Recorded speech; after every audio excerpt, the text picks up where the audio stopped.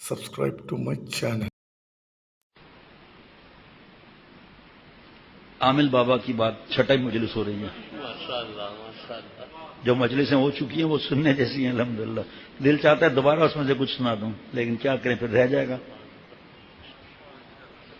اصل وجہ ہے کہ دعا کرنے کا دل نہیں چاہتا اور نفس آرام چاہتا ہے، اس لیے عاملوں کے چکر کاٹتے ہیں، اللہ سے نہیں گڑ گڑاتے. قبروں سے پاس جانا ان کو اچھا لگتا ہے اور دعا میں کلفت ہوتی ہے، یعنی خود کچھ کرنا پڑتا ہے. تعویذ میں کیا ہے، لے کے گلے میں ڈال دیا. حضرت گنگوئی رحمۃ اللہ علیہ کے پیچھے ایک آدمی پڑ گیا، تعویذ لکھے کہا مجھے آتا ہی نہیں. کہا نہیں اب جتنا منع کرو اتنا پیچھے پڑ جاتے ہیں. حضرت گنگوئی رحمۃ اللہ علیہ نے تعویذ لکھ کر دے دیا. 4 دن کے بعد آیا کہ آپ تو کہتے ہیں مجھے تعویذ نہیں آتی، آپ کے تعویذ سے میں اچھا ہو گیا. دیکھیں عقیدہ کیسا ہو رہا ہے. تعویذ اچھا ہو گیا، پھر میں تعویذ ہے کہاں، گلے میں. کہا دکھاؤ. کھولو اس کو. کھولا. پڑھو کیا لکھا ہے. لکھا تھا یا اللہ میں جانتا نہیں یہ مانتا نہیں، یا اللہ میں جانتا نہیں یہ مانتا نہیں، تیرا بندہ تو جانے تیرا کام. اور کہہ رہے ہیں دعا مانگنے میں اگر ہمارے پاس آتے ہیں نا تو ہم کہتے ہیں تعویذ کو زیادہ فکر مت کرو، نماز جماعت سے پڑھو اور دعا خوب مانگو. اب دعا میں جناب پھر اتنی دیر بیٹھ کے مانگنا یا اللہ یہ دے دے تعویذ دے دے بھائی، اللہ بچائیں. اس لیے صرف تعویذ طلب کرتے ہیں کہ ایک بار لے کر بے فکر ہو جاتے ہیں اور کچھ پڑھنے کو بتلاؤ اس کو نہیں کرتے ہیں. ظاہر میں یہ بات تو تواضع کی ہے کہ ہم اس قابل کہاں کہ دعا کریں، مگر حقیقت میں یہ نفس کی شرارت ہے. نفس آرام طلب ہے. تعویذ میں کچھ کرنا نہیں پڑتا، تعویذ لے کر بازو پر باندھ لیا بس چھٹی ہو گئی. اور پڑھنے میں مصیبت معلوم ہوتی ہے، وقت صرف ہوتا ہے، دعا مانگنے کے لیے مشکل ہوتی ہے. اس لیے پڑھنے سے اور دعا کرنے سے یہ گھبراتے ہیں. آج کا تو اتنا ہی معاملہ ہے، یہ نہ رہ جائے. حضرات اکابر کے نزدیک اصل چیز اللہ تعالیٰ کی طرف توجہ اور دعا ہوتی ہے. اس کے جس عنوان سے چاہیں لکھ دیتے ہیں اور فائدہ بھی ہوتا ہے. مجھ کو حضرت تھانوی رحمۃ اللہ علیہ فرماتے ہیں مجھ کو تعویذ سے وحشت ہوتی ہے. میں ویسے تعویذ لکھا بھی نہیں کرتا جیسے لوگ کرتے ہیں، میں تو وہ کرتا ہوں. حضرت مجدد فرماتے ہیں میں تو وہ کرتا ہوں، بتاؤں جو حدیث پاک میں حضرت تھانوی رحمۃ اللہ علیہ کے ملفوظات ہیں. آج 11واں صفحہ ہے. آج کل وظائف زیادہ تر دنیا کے واسطے پڑھے جاتے ہیں کہ مال میں خوب برکت ہو، نوکری مل جائے، قرض ادا ہو جائے. حق تعالیٰ کی رضامندی کے واسطے بہت ہی کم پڑھے جاتے ہیں. اصلاح کی فکر نہیں ہوتی. ہمارے حضرت والا فرما رہے ہیں میں یہ تو نہیں کہتا کہ دنیا کے کاموں کے لیے وظیفہ پڑھنا ناجائز ہے، مگر یہ ضرور کہوں گا کہ دنیا کے لیے اگر 40 بار پڑھتے ہو تو آخرت کے لیے کم از کم کوئی وظیفہ 4 بار ہی پڑھ لو جس سے اللہ مل جائے. کم از کم 4 بار تو کوئی وظیفہ پڑھو آخرت کے لیے، مگر اس کی ذرہ بھی فکر نہیں. ایک عہدیدار صاحب رشوت لیا کرتے تھے، یہ ہم نے حضرت سے بھی میں نے سنا، اور نماز کے بھی بہت پابند تھے. حتیٰ کہ فجر کی نماز کے بعد اشراق تک وظیفہ بھی پڑھا کرتے تھے.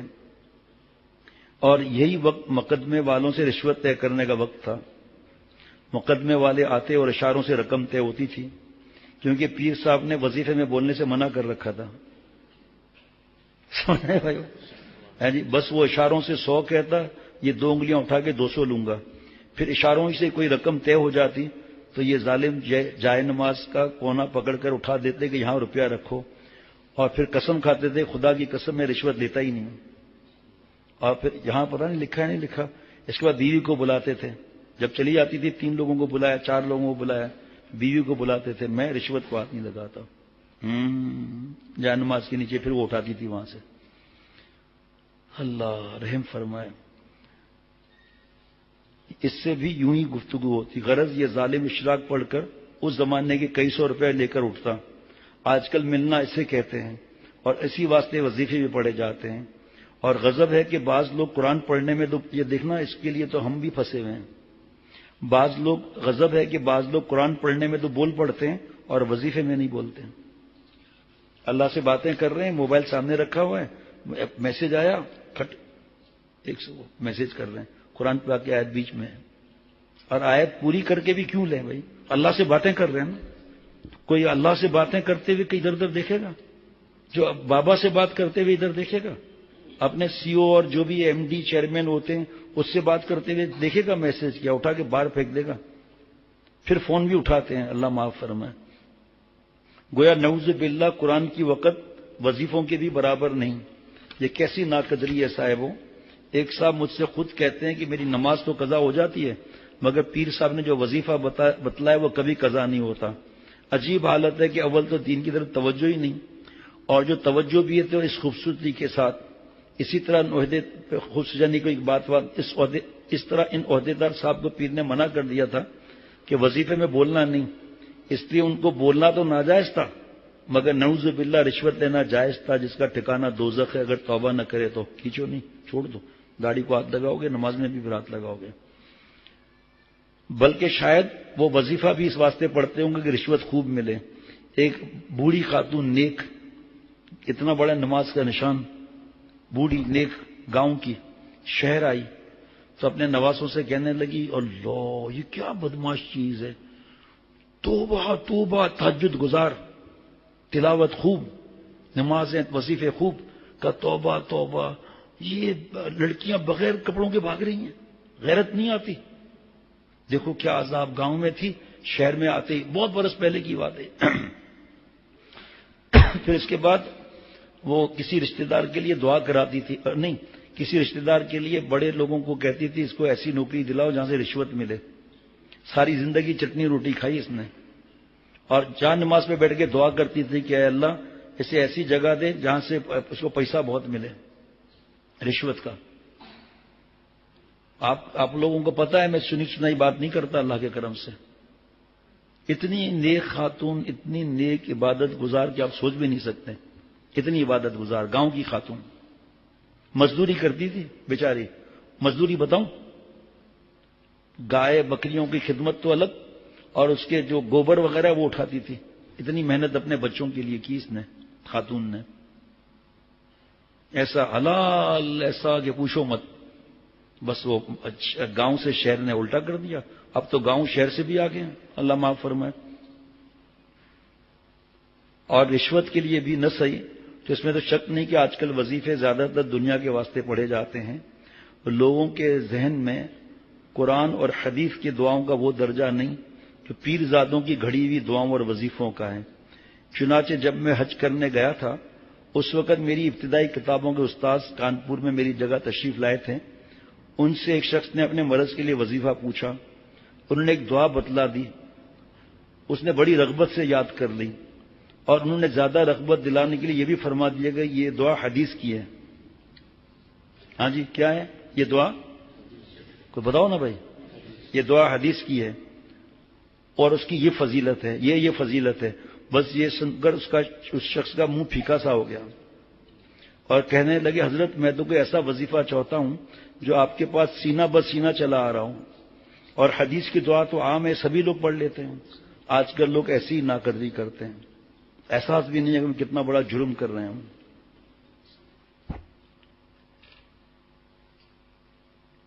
آج 12واں صفحہ ختم ہوا، 13 صفحے باقی ہیں.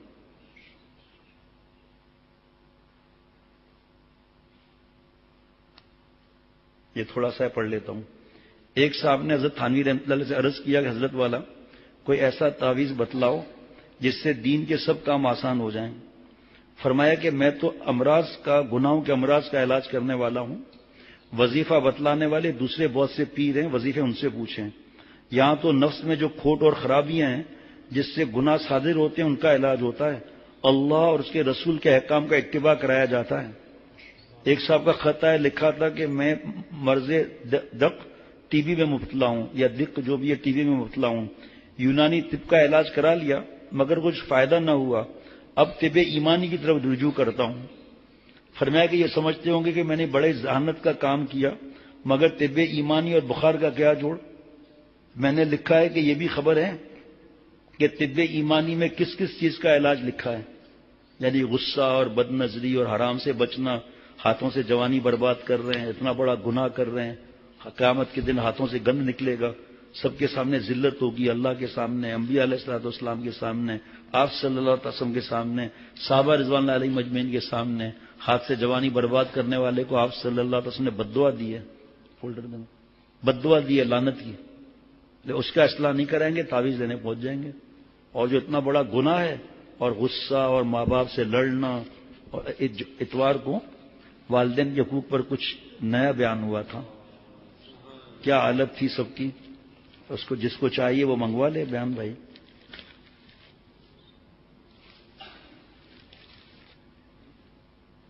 13 صفحے ہو گئے ماشاءاللہ، مختصر تھا نا۔